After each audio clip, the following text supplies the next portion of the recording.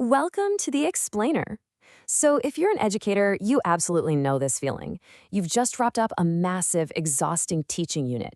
And instead of, celebrating, you're staring down this dreaded formulaic unit reflection form. It usually feels like a compliance checklist, right? Just a tedious exercise in trying to find out everything that went wrong.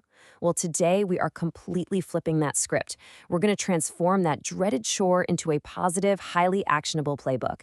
And it's called the Appreciative Interview Protocol.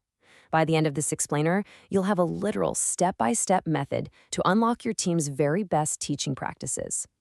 Okay, so here's our roadmap for today. First up, we'll look at reflection through meaningful dialogue. Second, the 3 essential roles. Third, the interview flow. And finally, number 4, essential questions by stage. Let's dive right in. Section 1, reflection through meaningful dialogue. All right, let's address the elephant in the room here. Isolated, abstract reflection usually just leads to, well, unused documentation sitting in some digital folder, never to be seen again. The traditional image of reflection is just so formulaic. It eats up your time, the purpose is totally invisible, and honestly, it so easily spirals into this deficit-focused search for what didn't work. But look at the paradigm shift on the other side of this. This protocol creates a truly meaningful unit reflection. So instead of solitary typing, we are deepening our understanding through actual human dialogue. Instead of focusing on deficits, we're success-focused. We're exploring what actually worked well by looking at specific student moments.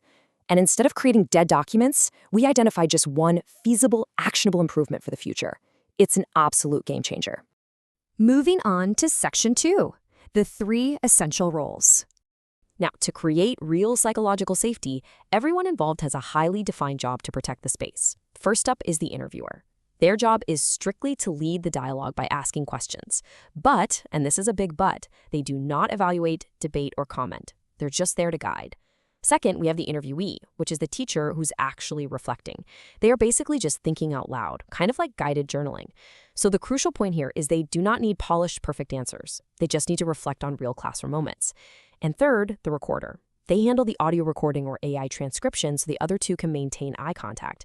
Plus, they get to share what they appreciated at the very end of the session. And this brilliantly illustrates what it looks like in practice. Teachers collaborating, standing together, and actively engaging with their unit plans. It's a real, interactive human process. When you remove that awful pressure of writing perfect answers on a screen, and instead you just talk to a colleague who is genuinely listening, wow, it builds immense trust. It uncovers these authentic insights that a static form would literally never catch. All right, let's move to Section 3, the interview flow.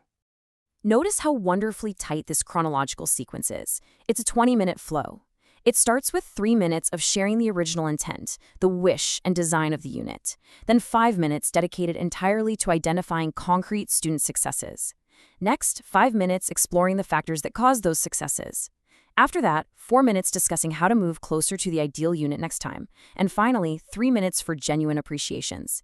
It's specifically designed to move from past intentions to present concrete successes and finally to future ideals, all in just 20 minutes. But before we break down those specific stages, we absolutely have to highlight this quote directly from the protocol guidelines.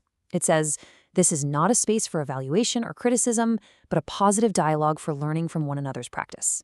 Enjoy the dialogue. Smile." I love that, because the entire 20-minute timeline will just collapse if people feel judged. It rests completely on a foundation of psychological safety, genuine curiosity, and mutual respect.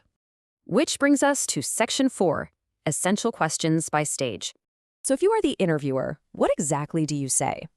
Well, stage 1 is all about grounding the conversation in the teacher's original pedagogical intentions. You simply ask, what did you want students to learn and how? Followed by, how did you design the inquiry, tasks, and skills to support this? Basically, you are asking the teacher to set the stage. What was the dream for this unit before it ever actually met the reality of the classroom? Then we move right into stage 2, and honestly, this is where the magic happens. You ask, could you share a student comment, action, or product that made you feel this was a good moment? By forcing the interviewee to start with a concrete student success, you completely prevent that typical downward spiral into negativity. You know how it is. Teachers are naturally self-critical. If you just vaguely ask, how did it go, they're going to tell you everything that failed. This specific question anchors them to a real, tangible win first. Once you have that win established, stage 3 bridges the gap between the happy accidents in the classroom and the intentional design choices that actually caused them. You ask, what aspects of unit design helped this learning emerge? And what design strengths would you like to keep next time? This part is just so empowering. It reminds the teacher that their good moments weren't just luck. No, they were the direct result of their professional expertise and their intentional design choices. Now, stage 4 is where the actionable playbook really comes to life. Now that we know what worked, we ask, if you teach this again, what student behaviors would show it moved closer to ideal? And then the ultimate culminating question, what is one concrete and feasible next step? We are absolutely not asking for a massive unit overhaul here. We just want one actionable, feasible tweak for the next cycle. That's what makes continuous improvement feel incredibly manageable instead of overwhelming. Finally, stage 5 brings it all home. The interviewer and the recorder use these exact stems to offer formalized, genuine appreciation. Things like, I thought it was especially valuable that, or one strength that should definitely be kept is. Ending with this formalized, spoken appreciation totally cements the value of the teacher's hard work. Instead of leaving a reflection feeling drained, which is what usually happens, they walk away feeling seen, validated, and genuinely energized.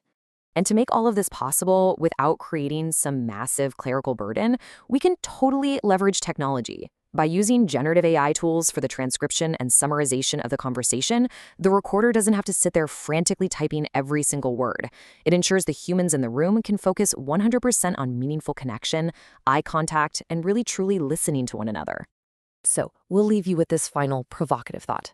If your next unit reflection felt like a collaborative journal rather than a compliance checklist, what incredible teaching breakthroughs might you uncover? The expertise to improve your school's curriculum is quite literally already sitting inside the minds of your teachers. This appreciative interview protocol is exactly the key you need to unlock it. Try this 20-minute playbook in your next staff meeting and just watch the culture of your teaching team transform. Thanks so much for joining us on this explainer, and happy reflecting.